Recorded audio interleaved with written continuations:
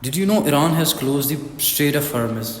You're probably wondering what it is and why it's so important. Let me tell you. The world's most critical oil trade route is Strait of Hormuz. It connects the Persian Gulf to open sea. And the term Hormuz comes from Middle Persian pronunciation of Zoroastrian god Ahura Mazda. Story शुरू होती है 1901 में जब एक British businessman William D'Arcy oil mining के rights लेता है मुजफ्फर अल दीन शजर से, और वो 3-4 साल लगातार ढूंढने के बाद उसको जब कुछ नहीं मिलता, जब वो कोलैप्स के बिल्कुल सराहने पे होता है, तो 1908 में उसको एक बिगेस्ट ऑयल रिजर्व मिलता है।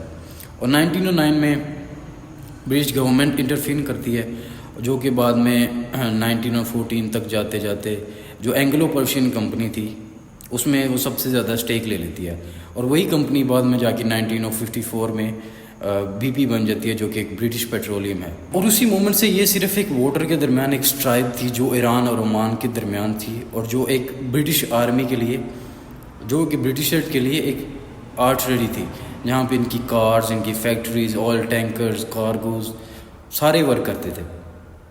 और ओवर दी टाइम ईरानी लोग इतना सफ़र किए इस वजह से, क्योंकि वो सिर्फ उनको 16% मिलता था इस पूरी ऑयल मैन्युफैक्चरिंग का नेट मार्जिन का, जो कि बहुत थोड़ा था।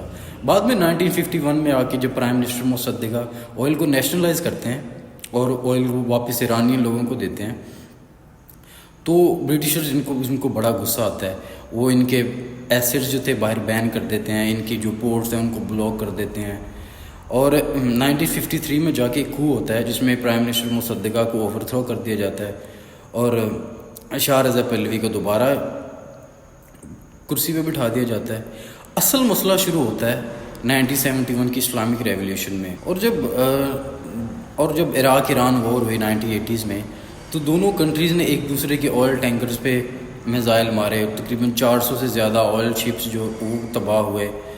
तो ओवर दी टाइम ये कभी भी स्टेट जो है ना वो फुली तौर पे बंद नहीं हुई, क्योंकि इसमें दुनिया की तकरीबन 20 मिलियन बैरल ऑयल जो कि वो डेली गुजरता है, और दुनिया को तकरीबन 5% हर एक्सेसरी जो हम डेली लाइफ में यूज़ करते हैं वो गुजरता है।